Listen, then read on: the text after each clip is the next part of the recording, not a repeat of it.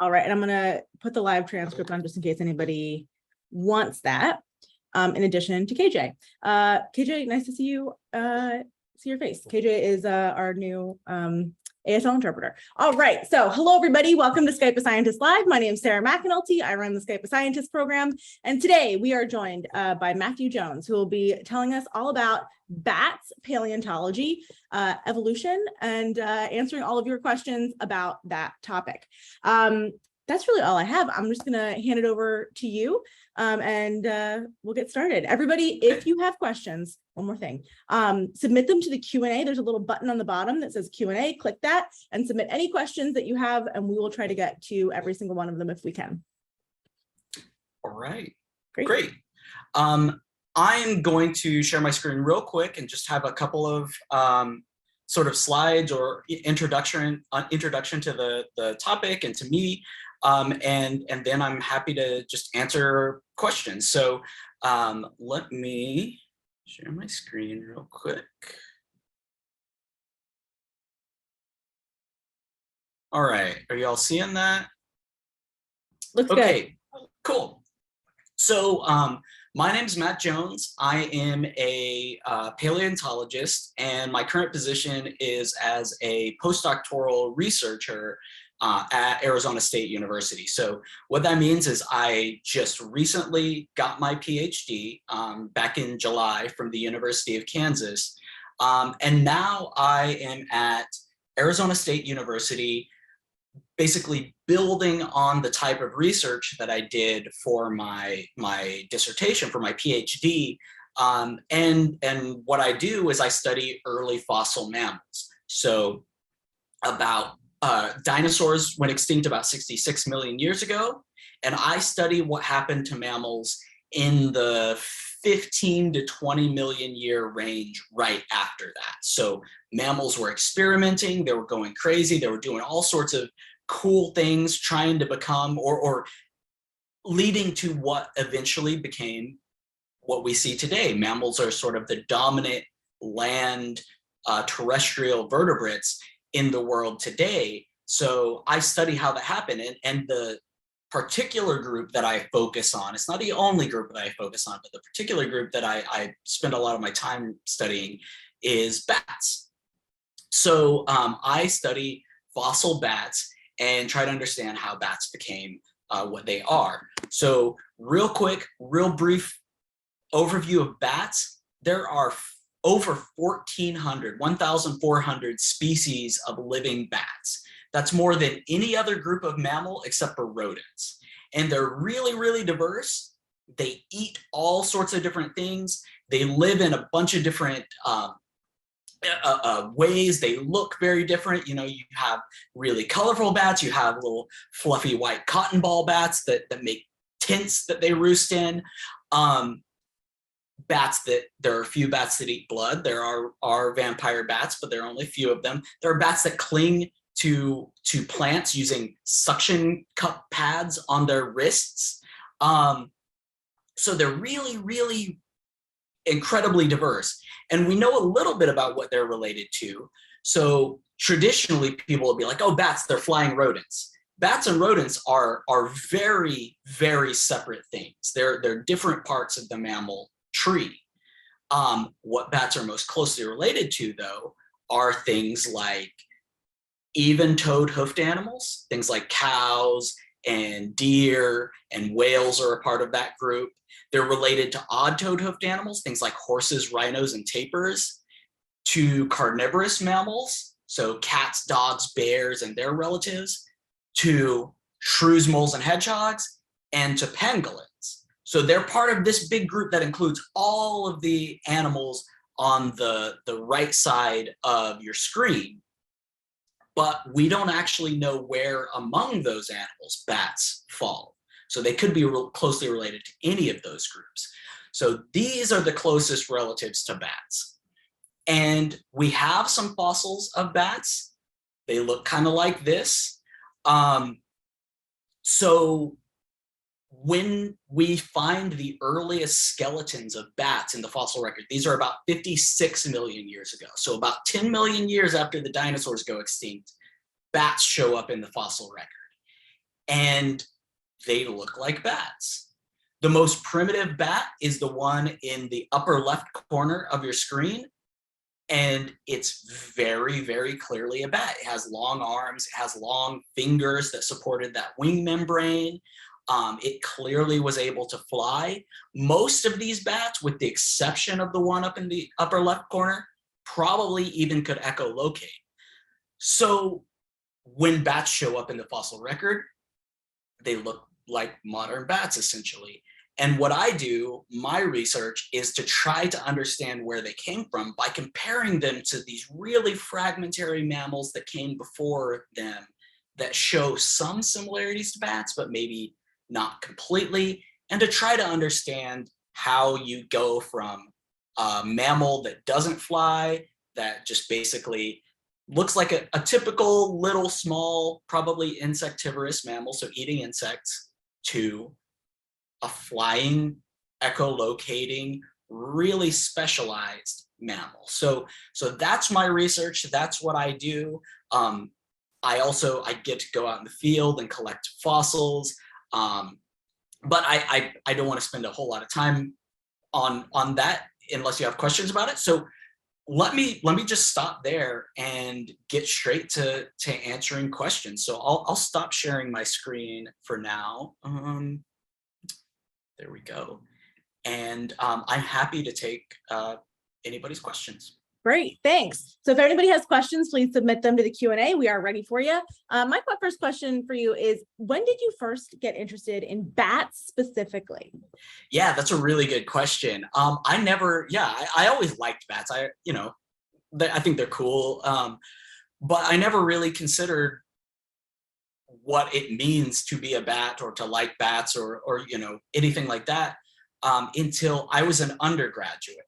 So it was actually pretty late in my undergraduate career too. I was studying biology because I liked paleontology and I knew I wanted to be a paleontologist. I knew I wanted to study fossils, but I hadn't done a lot of biology work or paleontology work or anything. So I had an opportunity, I think the summer before my senior year of college, to study abroad in Costa Rica. And that was a graduate student who was teaching part of the class that I was taking, was leading this course in Costa Rica. And so I thought it would be really cool to go to Costa Rica and study bats. I brought it up to my parents and they didn't say yes, but they didn't say no. So I just kept kind of pushing, and eventually I was in Costa Rica. So that was the first time I was out in the wilderness, in the forest, catching bats, looking at bats, seeing them up close and personal. There's something like 170 species of bats in Costa Rica. So I got to see this really big diversity of bats. And from that point on, I was like, oh, okay, bats are pretty cool. And then when I started going into graduate school to do paleontology, I was like, well, there's not a lot of people that study bat paleontology, so maybe I'll do that. And that's sort of how I became a bat paleontologist. Very cool. All right, our first question from the audience is from Lucas. Where do you find most of your fossils? That's a really good question. So there are a couple of different, I think I can answer that in a couple of different ways. For bats in general, I'll tell you something interesting. I have never gone out into the field and found a bat fossil. They are really kind of rare. There are a few places in the world that you can go and find fossil bats, and those are usually ancient lakes. Ancient lakes are really good at finding or at preserving bats. So there's one in southwestern Wyoming called Green River. So if anybody's been to Fossil Butte National Monument, there's a lot of fossil bats that come from there. There's one that comes in Germany called Messel. So those skeletons that I showed you from fossil bats, those are all either from the Green River formation or from Messel, from these lakes. So that's where you find fossil bats. I go, and I've done most of my field work in southwestern Wyoming, but not at Green River, and also in China, in a couple of different places in northwestern and southwestern China. So I've done a lot of fossil work there. We actually have found bats from the site in northwestern China, but I didn't personally find them. So we brought a bunch of basically sediment, dirt, or rocks and stuff, and then sifted through it in the lab and found little tiny fragmentary fossils of bats, mainly teeth. And so that's how those bats were found. But so I've found most of my fossils in China and Wyoming, but I've never personally found a bat. Wow, cool. All right, so we have a couple questions that are all kind of circling around the same thing. One being, what do all bats hang upside down, and why do bats hang upside down? That is a really, really good question. And I can't say I know the answer 100% for certain. And to my knowledge, no one is 100% certain why bats hang upside down. And yeah, almost all bats hang upside down. The little sucker-footed bats are, off the top of my head, the example that don't, but I could be wrong. There may be a few more that don't hang upside down, but almost all of them hang upside down. And it may have to do with, it's easier to launch into flight if you can just drop and start flying, because bats have relatively weak hind legs, actually. And so it makes it a little bit difficult. Not all bats, if you put them on a flat surface on the ground, can basically jump and start flying. So a lot of them, or some of them, not a lot maybe, but some of them have to basically crawl backwards up like a tree or something like that, and then drop into flight. So it may be because their hind legs are actually kind of weak to be able to initiate flight, that they that they have to hang upside down. Trying to do it, yeah. Yeah, but we don't know for certain. Sounds good. Sounds good. Our next question: why do vampire bats drink blood?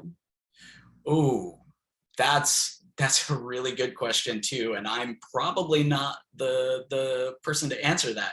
I know some people have studied it, and there's a thought that maybe, these bats were feeding on insects or whatever that were feeding on the big animals, the mammals and birds that they now feed on the blood of, and then gradually shifted over to feeding directly on these on the blood.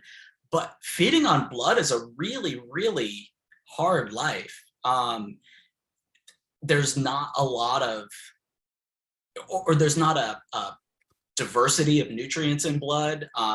You can't go more than a night or so without feeding before you starve to death, which is why some vampire bats actually share blood. If one's fed and another hasn't fed, they'll basically throw up a little bit of their blood that they fed on into the other one's mouth so it can survive. So they have these really cool social systems and stuff like that, but we don't really know, and it's not very common. I said there's 1,400 or over 1,400 species of bats. Only 3 of those living bats feed on blood. There are a few more species in the recent past. So think about 12,000 years ago at the end of the last ice age, when all these big mammoths and ground sloths and stuff like that went extinct. A handful of other species of vampire bats also went extinct, including some that lived in the United States. Oh.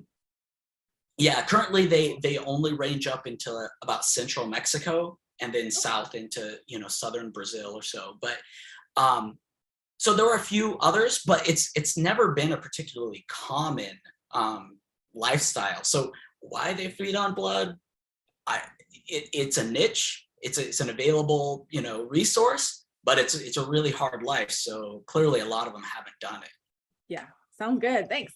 All right, our next question is from Mrs. Tomash's class. Do bats live in all 50 states, and how do bats see at night? Yeah, so bats do live in all 50 states. In Alaska, I think there's only maybe 1 or 2 species. I'm not certain about that. But there are definitely bats in Alaska, and there's only 1 species in Hawaii, which is it's called the Hawaiian hoary bat, and it may be the same species as the species of hoary bat that lives in the continental United States, or it may be a very closely related but separate species. That's still a little bit of a debate.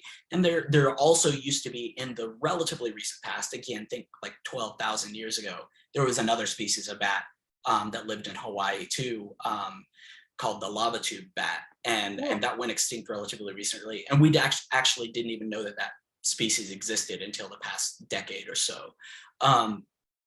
So Hawaii is very distant. It's very hard for in fact, that and a species of seal, I think, are the only native mammals to Hawaii.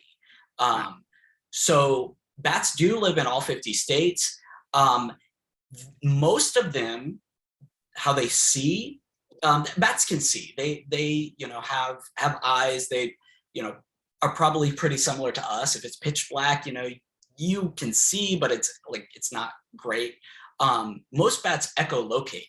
So what they do is they emit a really high-pitched call that goes out and then bounces off of anything in the vicinity and then comes back and hits their ears, and they can judge, okay, how far away is this thing? Sort of what's the texture of this thing? Some bats are really good at that in that they can use that echolocation to catch insects that are flying around, and others just basically use it to navigate. But that's the way most bats see at night, is through echolocation. The one exception are the big fruit bats in Africa, Asia, and Australia, and the so-called flying foxes, because they kind of look like foxes. And those actually, most of those don't echolocate, and they find food just with their big eyes. Yeah. They're so cute. I don't even know what to do with myself. Those The next question is pretty related to those flying foxes. How big is the biggest bat you've ever seen, and how big is it? That's from Mira from Jamestown from the 6th grade. Yeah. Wow. So the biggest bat I've ever seen is not anywhere close to how big bats can get. Those flying foxes, some of them can get 5.5-foot wingspans. So those are big bats. The biggest bat I've ever seen, I think, so there's a couple. There are fruit bats in Central and South America. And so when I went down to Costa Rica to do research when I was an undergrad, and then also when I was a master's student, I was able to catch a bat called the greater fruit-eating bat, I think is the common name. And it probably had a wingspan of that. It's big for a non-flying fox bat, but it's not big in the sense of, we see birds all the time that are probably bigger than that. The other contender, I've seen a bat called the fringe-lipped bat, which is a carnivorous bat that commonly eats things like frogs and lizards. That was pretty big. It was probably close to the same size. So those are the biggest bats I've ever seen. Ironically, I have once seen one of these flying foxes, or one species of flying fox when I was in Singapore, but it's called the, I don't even remember the common name, but it's one of the smallest ones. So it probably had a wingspan like that big. So I saw a flying fox for the first time in my life, and it was about the same size as all the other bats I've ever seen. Cute. When I was doing field work in Japan, I was working with nocturnal squid, and so we had to go out at night to catch the squid. And we were in Okinawa, and we saw some flying foxes. Nice. I don't know. I used to work with bats actually for a year. Nice. I was doing so before you put up a wind farm, you have to make sure there's no endangered bats in the area. Yep. So I was like a tech that checked to see who's living there. That was like all in Virginia, West Virginia, Pennsylvania, and New York. So the bats I was working with there are like little bats. But we also saw hoary bats. Everybody at home, you should look at hoary bats. Are so cute. They're like really fluffy, very furry, and bigger than some of the other bats you see. Yeah, they're pretty cool. the biggest bat I've ever seen in the United States for sure is big a bat. hoary bat. Yeah. Yeah, they're really cute. Anyway, the next question from students, Louis Williams' class. Have you ever been bitten by a bat? And if so, what type? Yeah, I have been bitten by a few bats. So when there are a couple of precautions, right? When dealing with bats or handling bats, I don't say like you should not handle a bat unless you've been trained and have gotten a rabies pre-exposure vaccine. So that was the first thing I had to do before I went to Costa Rica the first time. And every time since that I've interacted with bats, I've got my it's called a titer check to make sure that my level of antibodies for rabies are high enough. And then if they're not high enough, you get a booster. So that's one precaution. The other precaution is to wear gloves when handling bats. That said, I've still gotten bitten through those gloves, or wearing those gloves, especially by those fruit-eating bats. Like I was talking about the greater fruit-eating bat, and there's another called the Jamaican fruit-eating bat that I've interacted with in Costa Rica, and I've gotten bitten quite a few times by those when you're trying to untangle them from the net that you caught them in. And even through the gloves, it's so painful because they have these big sort of crushing mouths to eat things like figs and sort of harder fruits. I've been bitten by little insect eating bats too, and you can't really feel them through the gloves, but with the fruit eating bats, you definitely feel it through the gloves. And I have screamed out in the middle of the rainforest, just like as this fruit bat is clamped onto my finger, and so it's quite painful. I've handled a number of vampire bats though and never been bitten, partly because you still want to be extra careful with vampire bats, and partly because I think they're pretty smart and they know when and where they can reach, and so they don't scream and gnash about kind of the same way that the fruit eating bats do. So they're just a little bit calmer, at least in my experience. So that's cool to know. Yeah. Cool. All right. The next question. There have been a couple of questions about how long bats live. So what's the general lifespan of the bat, and how old can a bat get? Yeah, that's a really good question. I don't know the exact answer to that. But bats, compared to other small mammals, live a long time. So if you think of something like a rat or a mouse, right? A rat or a mouse has lives for 3-4 years, maybe something like that, and has a ton of babies at once. So they'll have like 3 or 4 litters of like 8 or 10 babies at a time, and then they die. Bats can live, some of the oldest bats are definitely in the 30-year range, and only generally have 1 baby at a time. Some species can regularly have 2, including hoary bats are a species that can regularly have 2 babies at a time, but more than 2 is almost unheard of for bats. So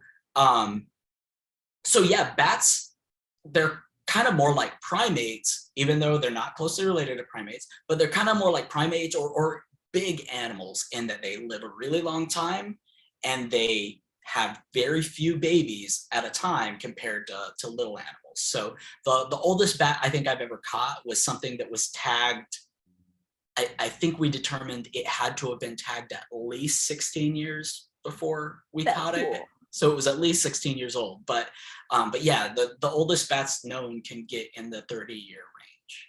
Awesome. Very cool. Martha's got a question. Is it rare, or where can you find white bats? Yeah, it kind of is rare. I don't know how common they are. They're not, so there are 2 different species I know of that are completely white. The one I showed the picture of that look like little cotton balls, that's called the Honduran white bat. And there's another, and I forget the common name for it, but it also lives sort of like the Honduran white bat in Central and South America. And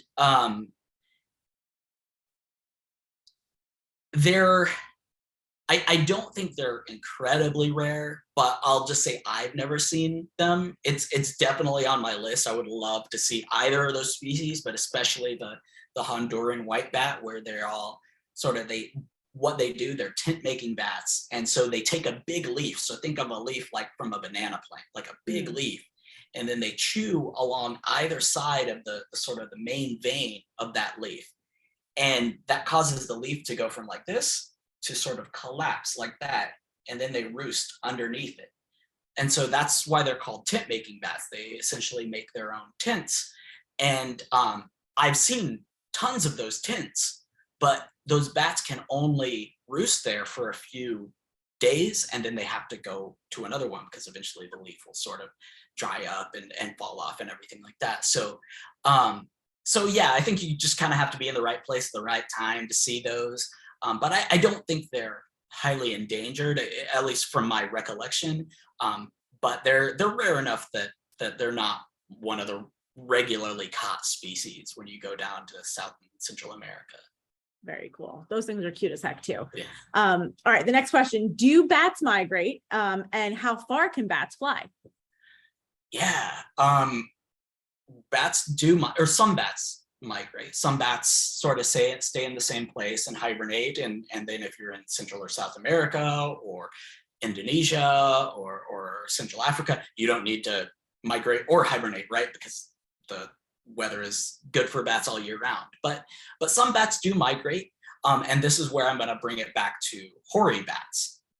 So hoary bats are a migratory bat. And there's some thought that that's why they're the only bat that's found in Hawaii, is because historically, or you know, several thousand years ago, these bats were still migrating. You know, when the winter came, they would migrate from Canada or northern US or whatever down sort of to more warmer climates.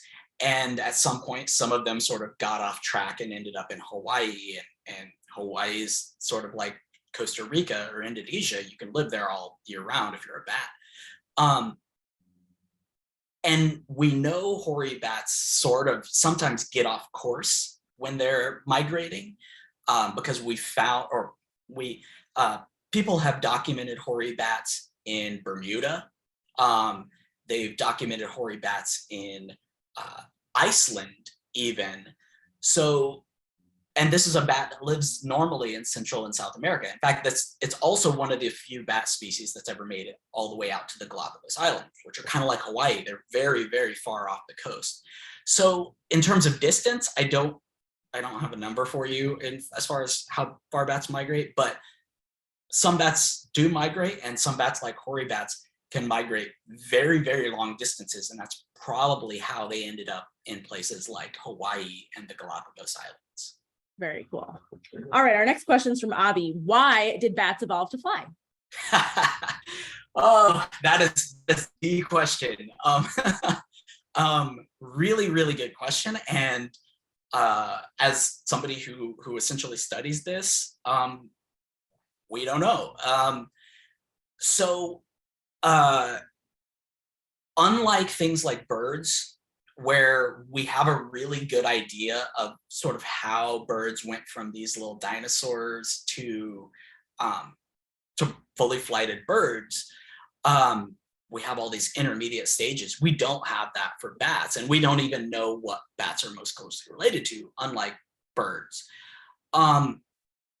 So we don't know why they developed flight or how they developed flight. But we think they probably came from an animal that was gliding before they were able to fly. And there's a lot of animals that can glide, a lot of mammals even that can glide.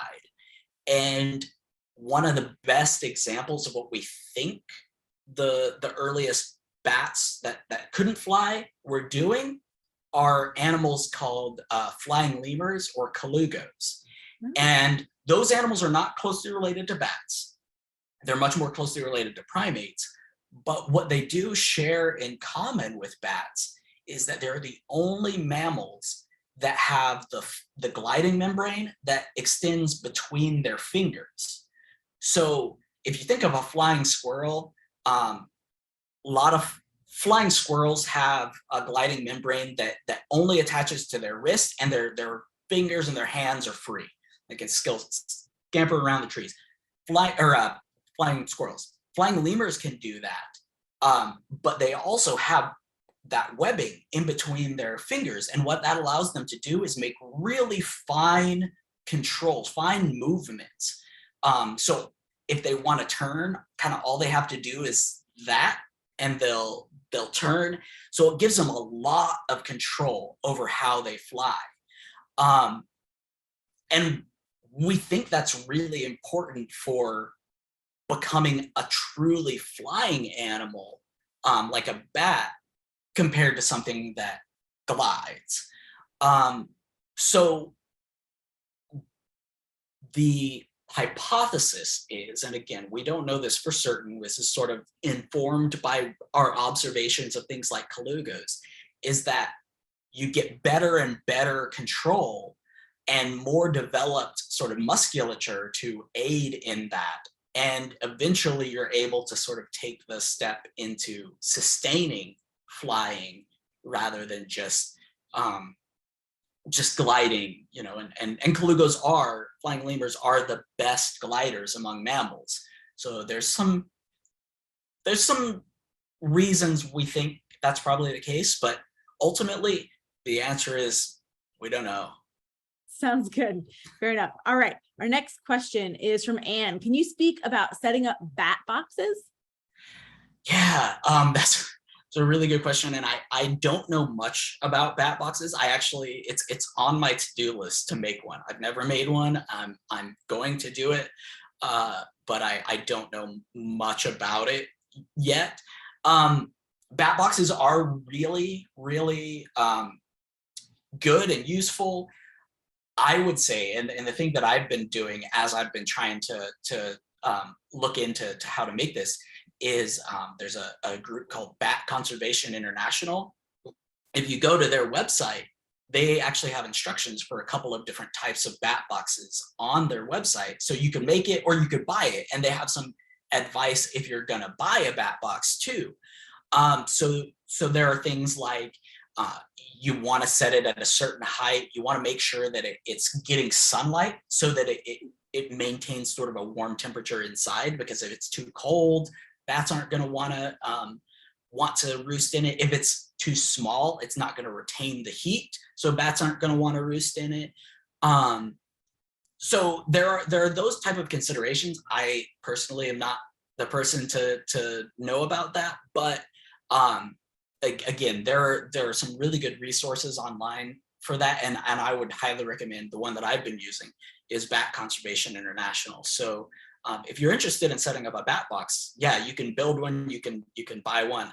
I would just look at something like that to make sure that you're putting it in the right place, you're getting a big enough box, it's painted the right color, because different parts of the country, you want it different colors in terms of, you know, how is it reflecting heat? You know, I'm here in the Southwest, you want a bat box that's reflecting heat.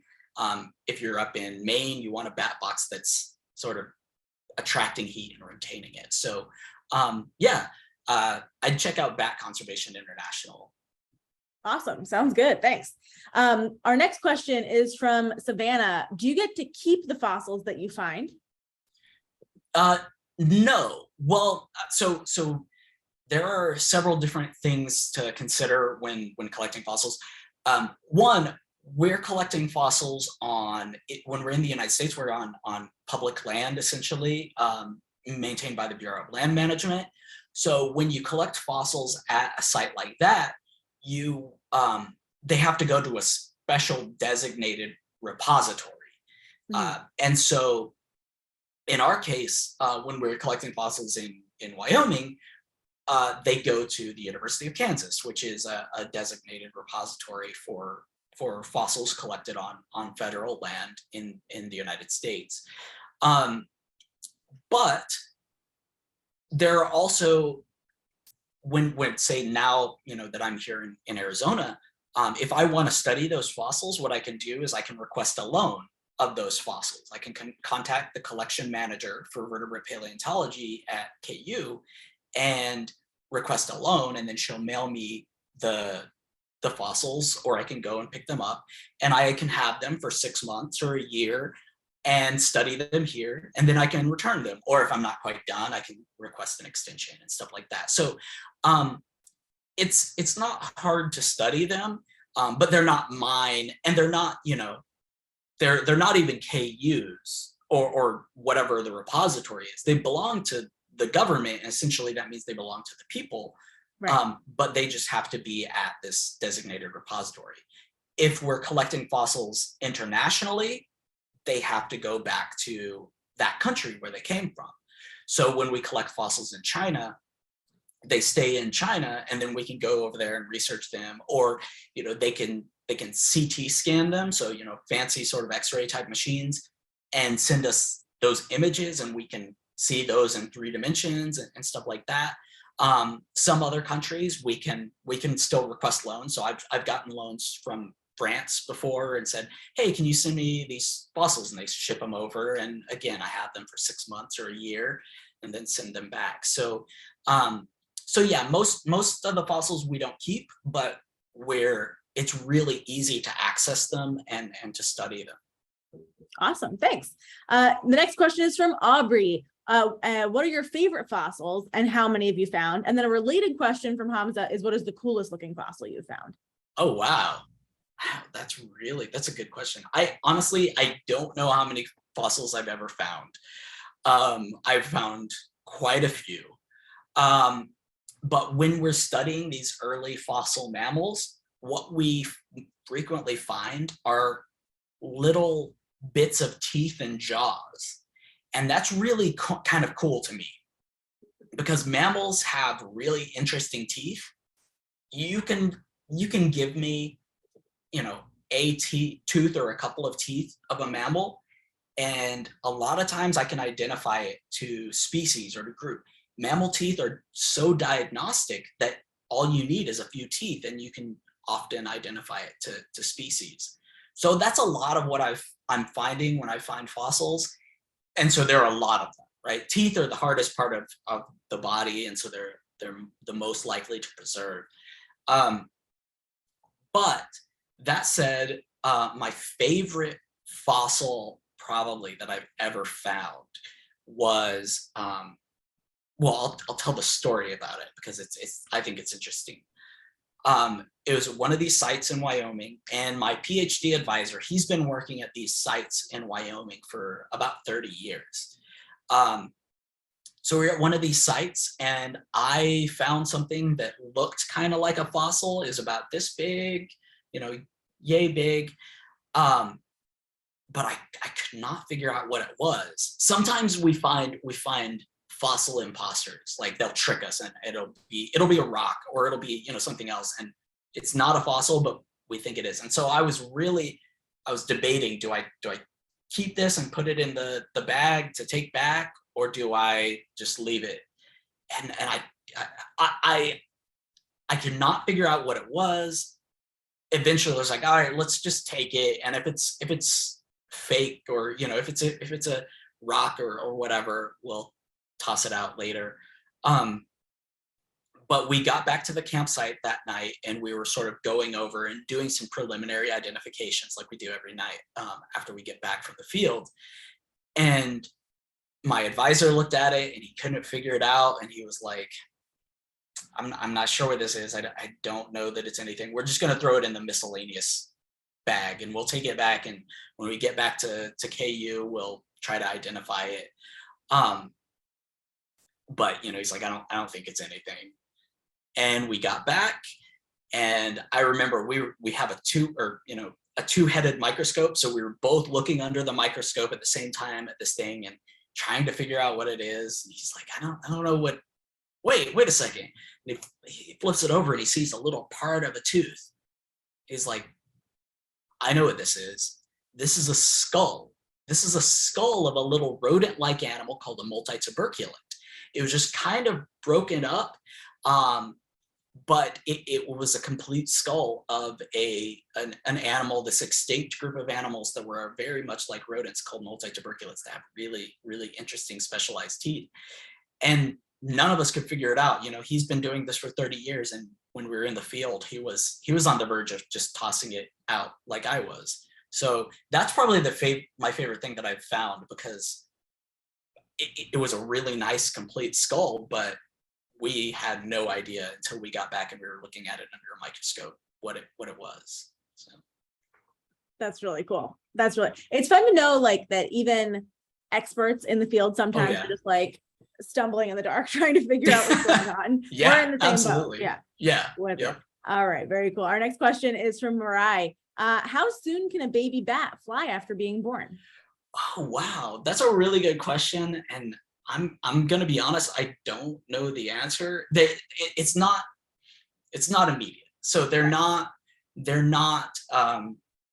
sort of what we call precocial, you know, where they're, you know, like a giraffe or something is up and running in a couple of hours after being born. Bats aren't like that.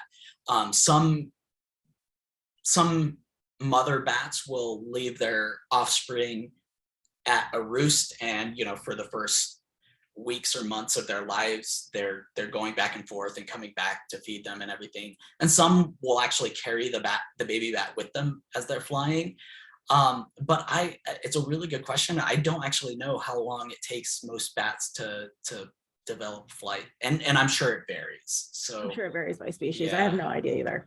All right. So we try to ask everybody the same two questions at the end of every session. We're getting to be, it's already 42 minutes in, so it is time to ask those final two questions. Okay. So first question, if you had everyone's attention in the whole world and you could tell them one thing about your area of expertise, what would it be?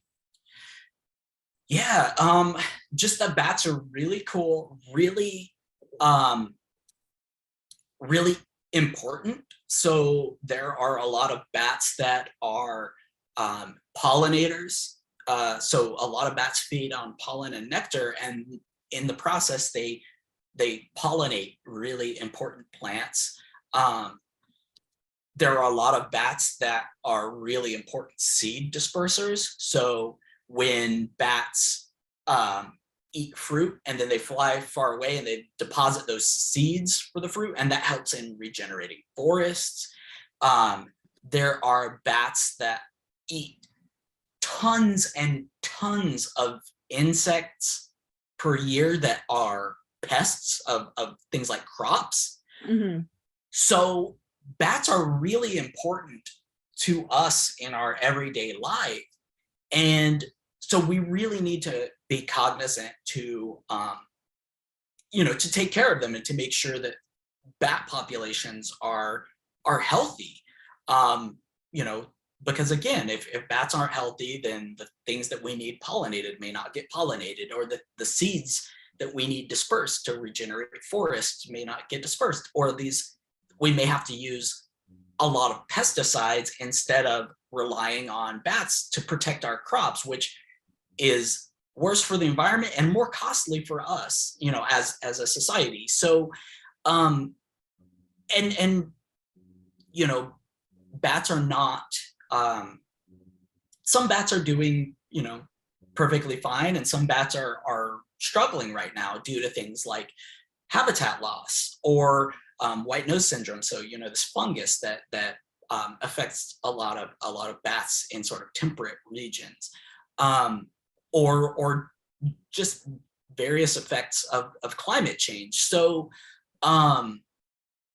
we really should be cognizant, because and ultimately, if we take care of bats, we're going to take care of entire ecosystems, and that's the point, right? Like, we don't want to look at one thing and say, oh, let's take care of this one animal or this one plant. We want to, by doing that, if we're taking care of that, we want to make sure that we're taking care of the entire ecosystem. So bats are really important. They're really cool. They're really, really cute. And we should take care of them. We should, you know, be considerate of them. Great. Sounds good. All right. And your final question, you still have everyone's attention in the world and you can tell them one thing about anything. It could be about bats, it could be not about bats. It can be serious or silly, whatever you want. Yeah, I just think, so yeah, sort of an extension on what I was talking about. I think we should be considerate of the natural world and the world in general, right? You know, be considerate of other people and other, you know, like cultures and whatever. But by doing that, you know, like by taking care of one thing, you know, for example, bats, we have this cascading effect, and it's able, you know, if we take care of bats, then we take care of the things that they're eating, or the things that are eating them, or the things that they're pollinating, or whatever. And that sort of philosophy, I think, extends to just about everything, whether it's, you know, in the natural world or sort of the human world. So I guess that would be the goal, is to, you know, if you're considerate and you're you know, sort of respecting this one region, those